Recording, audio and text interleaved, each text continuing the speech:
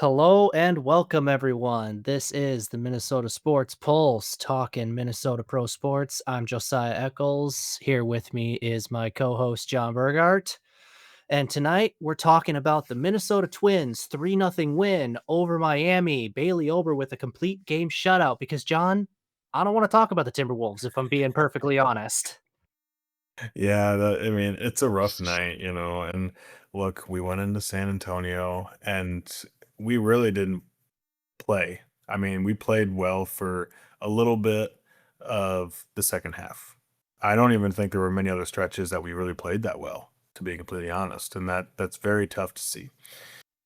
I mean, God, do we have many positives that we can bring from this game? Like, you know what I mean? Like, let's Yeah. start there. All right, what are the positives that we can bring from this game, Josiah?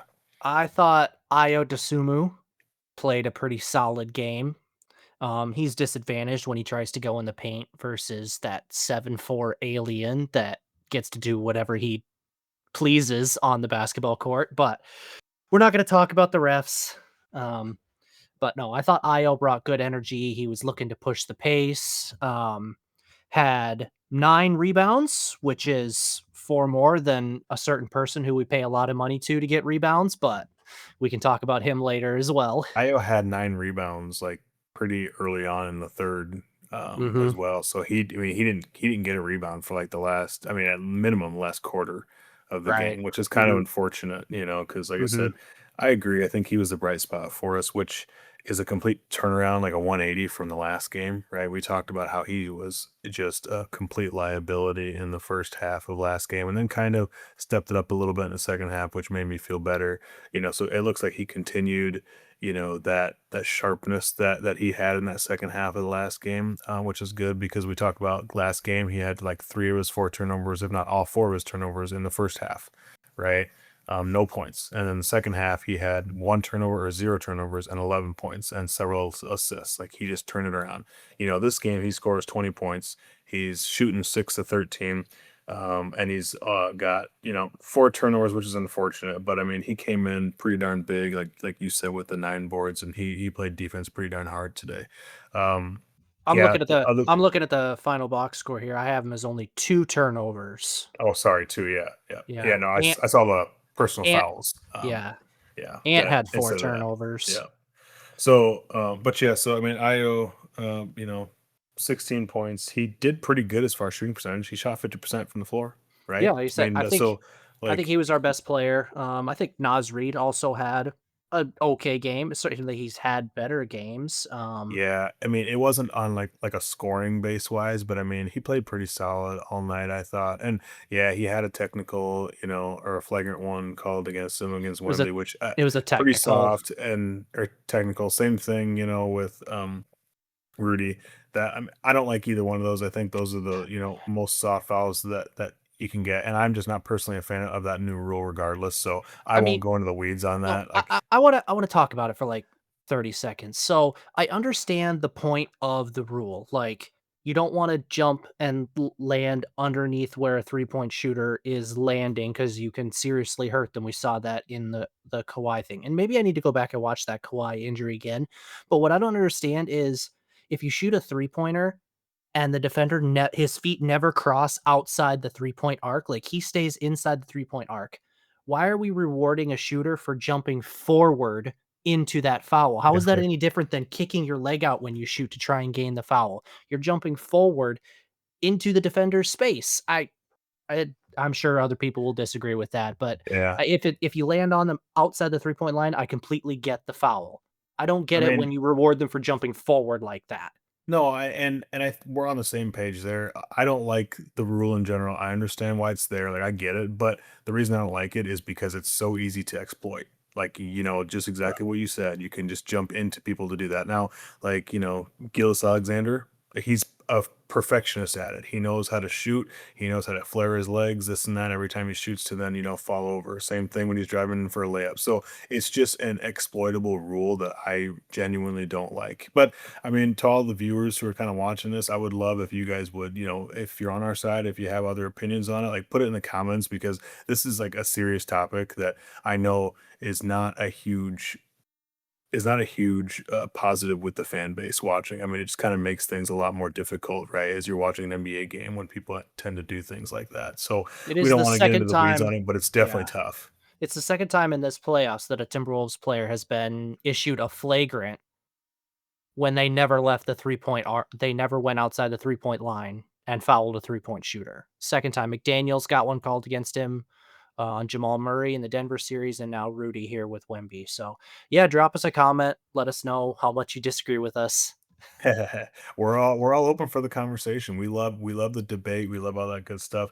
All right, now let's jump into the things that we need to improve on and the things that we saw tonight that were really disheartening. Because I feel like we've seen it way too much in this series. To be completely honest with you, and it just leaves a really hollow pit in my stomach as I'm watching some of these things go down. So what to you sticks out first that we need to, I mean, nip in the butt fix to get game 6 at home for a dub? I think it's two. I mean, you look at the box score tonight, and two things from a team perspective jump out to you. The rebounds, And 42 rebounds to 50 rebounds, which is not like a crazy difference, but it's definitely a difference. I don't have the second chance points right in front of me, but I'm sure the Spurs won that by a good margin. The other thing I would point is the 2-point field goal percentage, 39% to 53%. Three-point shooting was actually pretty even until the end of the game when the Timberwolves started just chucking. yeah, But three-point, free throws, like, all that stuff was pretty even until the game got out of hand. It was 2-point field goal shooting percentage and rebounding, and that leads me to my biggest gripe, which I think we differ on this slightly in this particular, but my biggest gripe is I'm tired of Rudy Gobert being rendered completely useless in the playoffs. Like, even in the minutes when Wemby wasn't out there, he was not grabbing rebounds or affecting the Spurs. They shot 53% from 2-point range. We have a 7-1 guy who's won 4 defensive players of the year, and he just coming off this fantastic series where he made the Joker work for everything. And not only that, he grabbed 5 rebounds. yeah. He's making $35 million, and he grabbed 5 rebounds, and the Spurs had anything they wanted in the paint. I I know there's plenty of other things to gripe about, but same thing in the Dallas series a couple years ago. 2 younger, underpaid centers and Luka Doncic rendered him completely useless in the Western Conference Finals. He had a good series versus Denver, and he gets his flowers for that. But you can't be our second highest paid player and a 4-time defensive player of the year and be this much of a liability when the team needs you the most. Yeah, it's definitely difficult because I mean, you've not ever been a Rudy guy since I mean, even since we got him years ago. Okay, you didn't like it. You were vocal with me about it. I like Rudy just because he's a defensive player and I'm a defensive minded person. So But he like, I didn't want to play any give defense him tonight. I know. I want to give him the benefit of the doubt. Like, but okay, so here's some things that like my counteraction for what you just said would be because not many like you and I think very similarly when it comes to athletics and sports a lot. And this is one where, like we differ just a little bit. And I think it's just because of, how we view this particular player, right?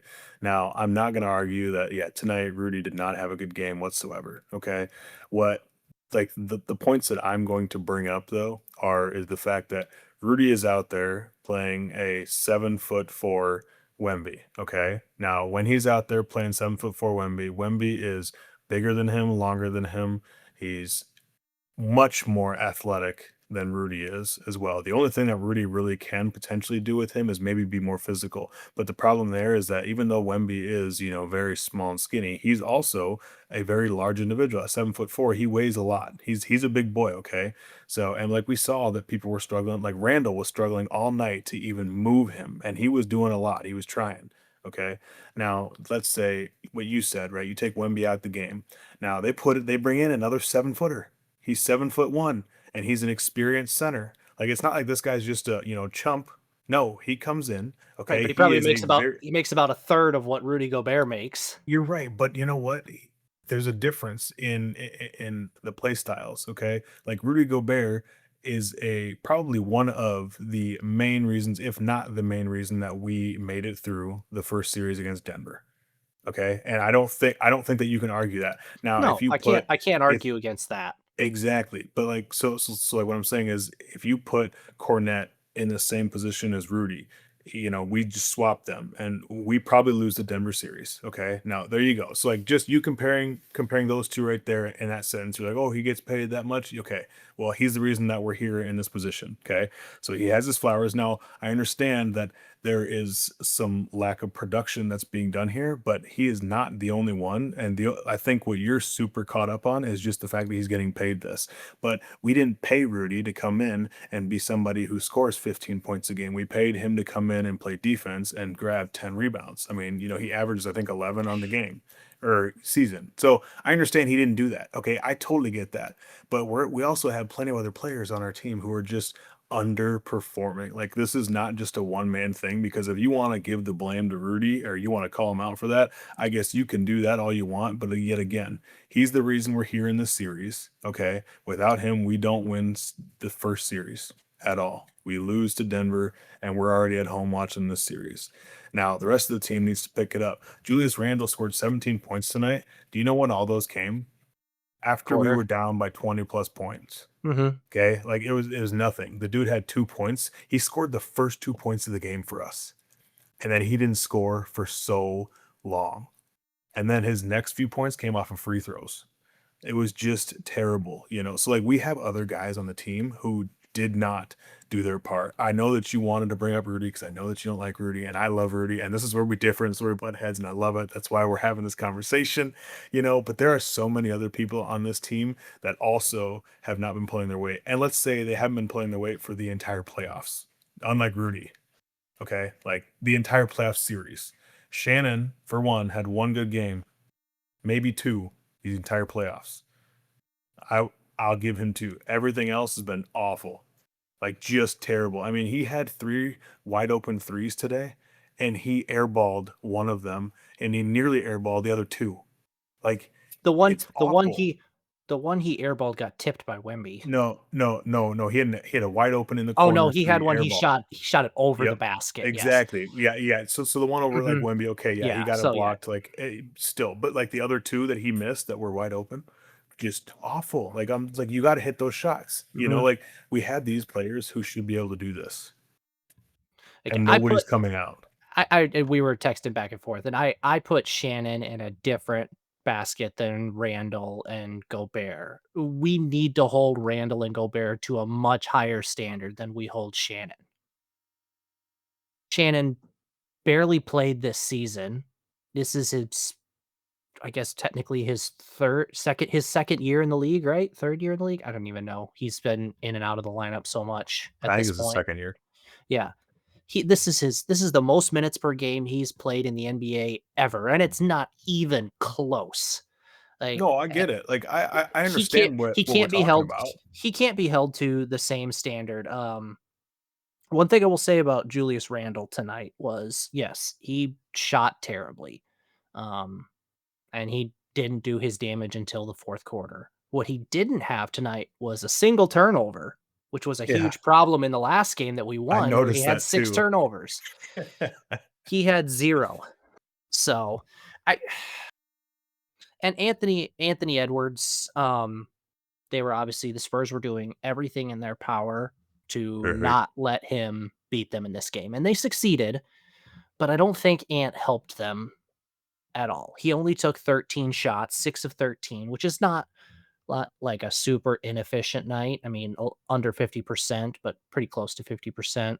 Yeah. But I heard them say this on the broadcast. I think Reggie Miller, who knows a thing or two about shooting and moving, um, Anthony Edwards, the best the best offense the Timberwolves were running was when you'd put Anthony Edwards down in the corner, and then Julius Randle would set an off-ball screen for him, and then Edwards would come off another DHO dribble handoff and get the ball, and then run action out of that.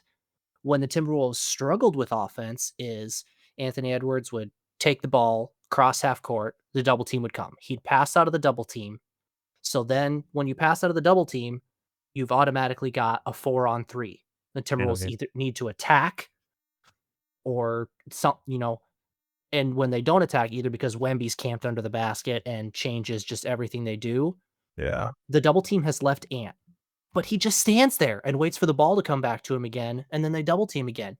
He passes out of that double team. He needs to be moving. Mhm. Uh, And either, why can't like, he catch a ball off a screen and take a shot? Like, yeah, like a why little w jumper mid-range or something like that, yep. he doesn't have to simply only score off of dribble penetration, beating a guy 1v1, you know? It's, some of the yeah, Reggie Miller, Steph Curry, like, he's a good three-point shooter. He should be able to do this stuff, get clean looks off the catch. He's our best three-point shooter right now. Yeah, So, it was I kind of was frustrated with how he disappointing. played tonight. I agree. I mean, I also want to hit on this too because like watching the game in this series, the Spurs defense, the way that they're playing us is,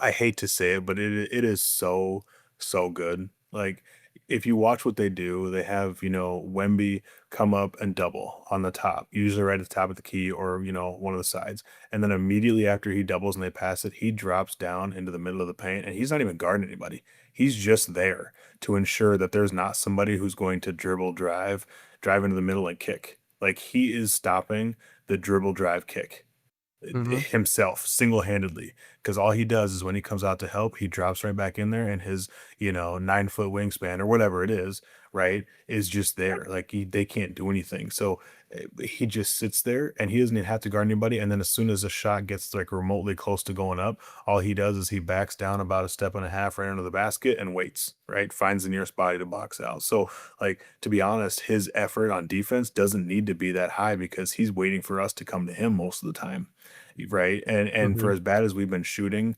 throughout this playoff series, like actually our 3-point percentage for the last 2 games has been decent. I mean, it was pretty bad, at the end of the game tonight. But like before that, we were like 37%, so like pretty average or whatnot.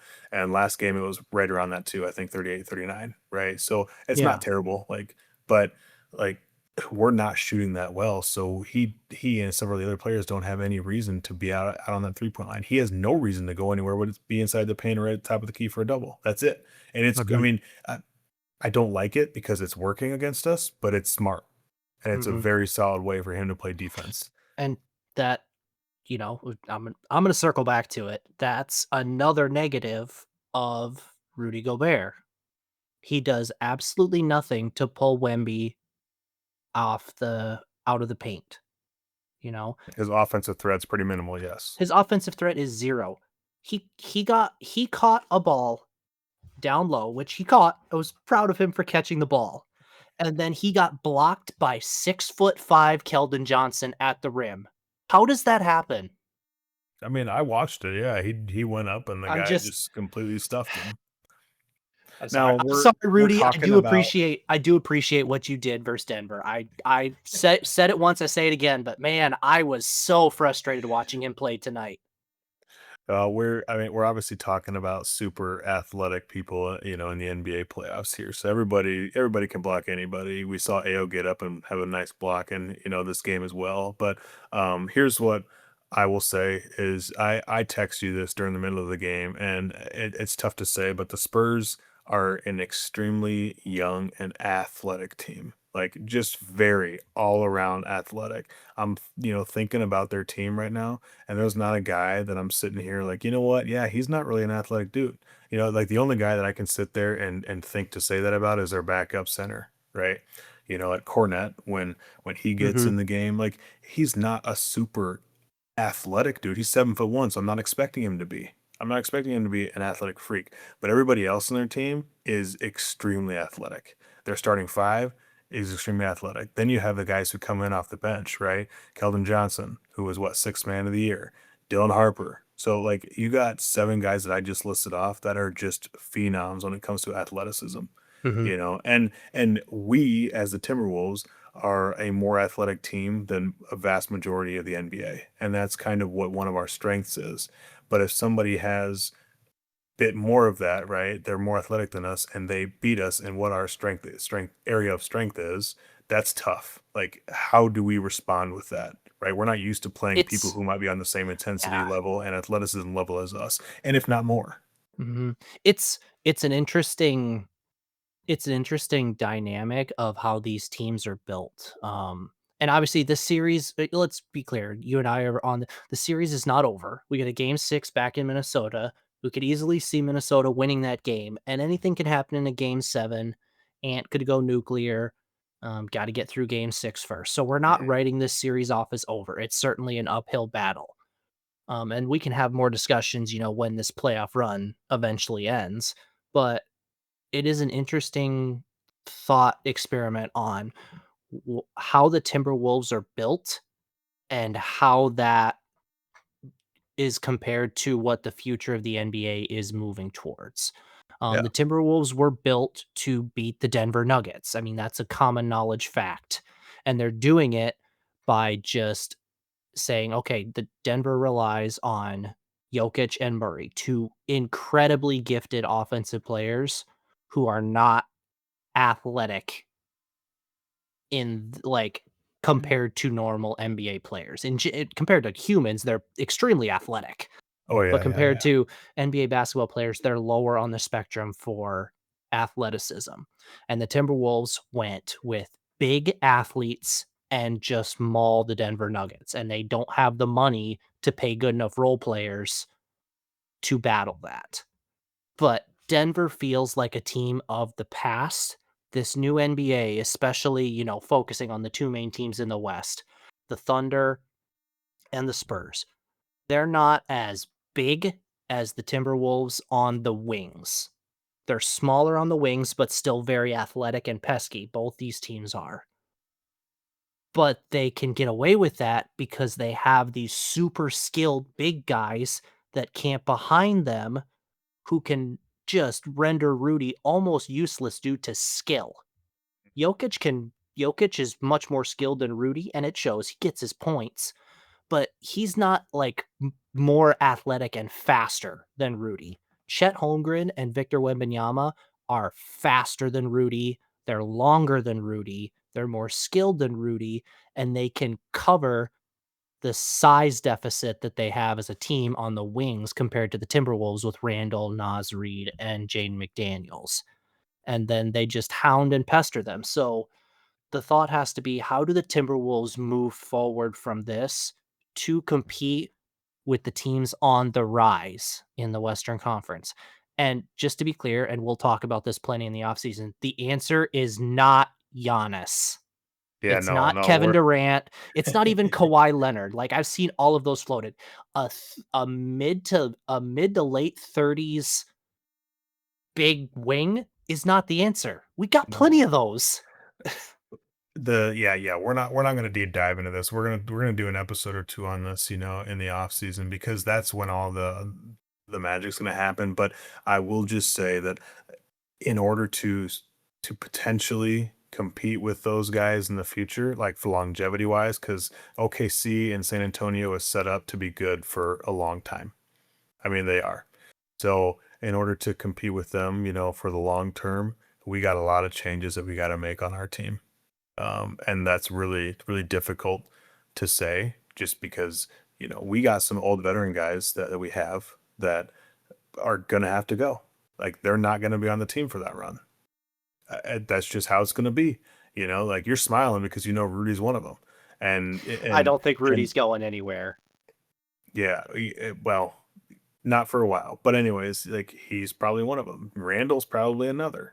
Like we have guys that we're probably going to have to let go at some point and refill with younger, more athletic individuals, but we don't have any of those people on our team. So we got to figure out where we can get those individuals. And that's where it comes from. What kind of picks we going to get if we can, sign a guy in free agency of some sort.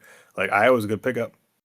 I was a really good one, Gotta and, we and gotta and he's sign young. him, Exactly. He's young too. He's what, and 26? when we're allocating a lot of cap space right now to some playoff liabilities, so Yeah. So that's what I mean. There's a lot of decisions that'll be made, and we're not anywhere in any shape to make any of those decisions uh, They by should any give us a means call. necessary. But if they would, I'm okay. I'm afraid I'd sound pretty stupid on the phone with them, as I'm probably sounding pretty stupid here talking to you in front of all of our fans. So, Exactly. but That's why we're doing this for free instead of getting paid millions.